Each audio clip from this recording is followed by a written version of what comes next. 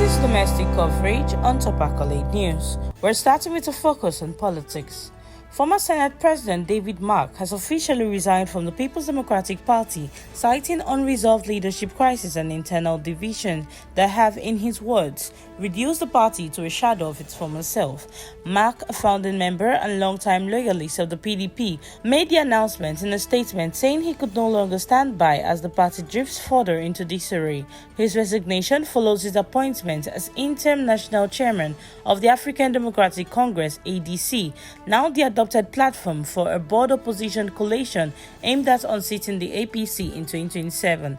Mark vowed to help rescue the nation and restore democratic values through the newly united front. More on politics, the Labour Party's 2023 presidential candidate, Peter Obi, has formally submitted a 4-year single-tenure proposal to the opposition coalition led by Atiku Abubakar, Nasir El-Rufai and David Mark, as disclosed by Obedience Movement coordinator Dr. Yunusa Tanko during a chieftaincy ceremony in Gombe. Obi was conferred the title of Saki Maskan by the Pantami community for his humanitarian impact, including borehole and educational projects. Tanko said Obi believes one term is enough to transform Nigeria, describing the proposal as a symbol of integrity and national unity. He added that Obi's growing support in northern communities reflects a shifting political tide ahead of the 2027 elections. Still talking politics, a civil society group, the Center for Democratic Integrity and Leadership, has come to the defense of FCT Minister Nyesom Wike amid fresh allegations of illegal land allocations to his children, describing the claim as a politically motivated smear campaign.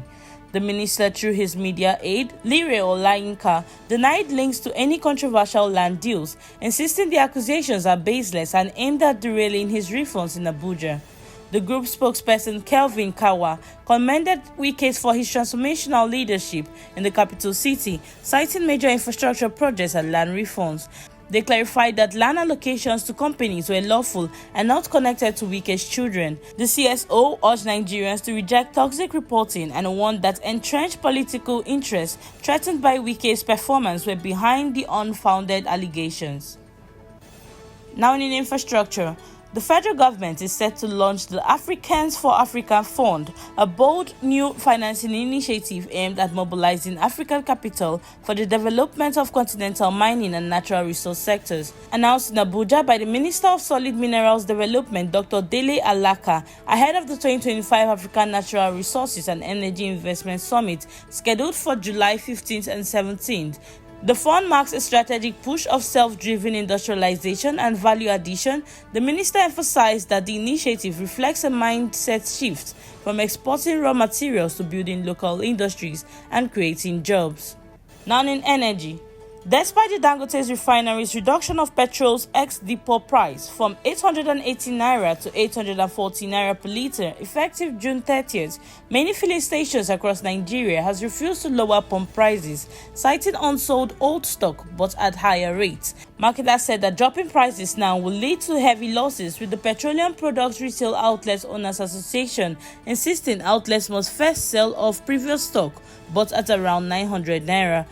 Checks showed pump prices remained between 920 naira and 935 naira in Lagos and other parts of the southwest, while NNPC stations also held steady.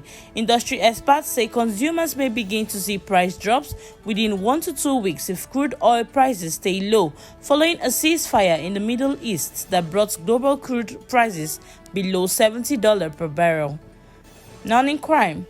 There was panic at an FCMB branch in Lagos after a suspected thief was discovered hiding in the ceiling, allegedly attempting to tamper with bank systems. Eyewitnesses say the man had entered the bank during business hours, locked himself in the restroom, and then climbed into the ceiling, remaining concealed until after staff had closed for the day.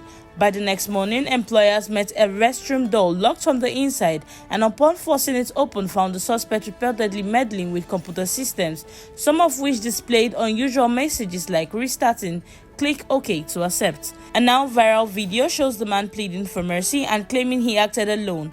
While the bank is yet to release an official statement, videos from the scene show him being detained and handled roughly by security personnel.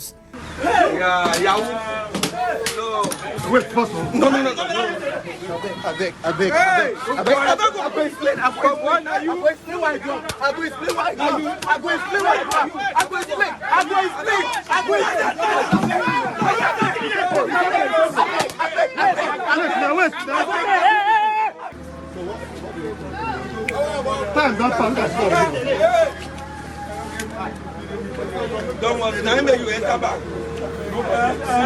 That is the domestic news update. For now, not to percolate news.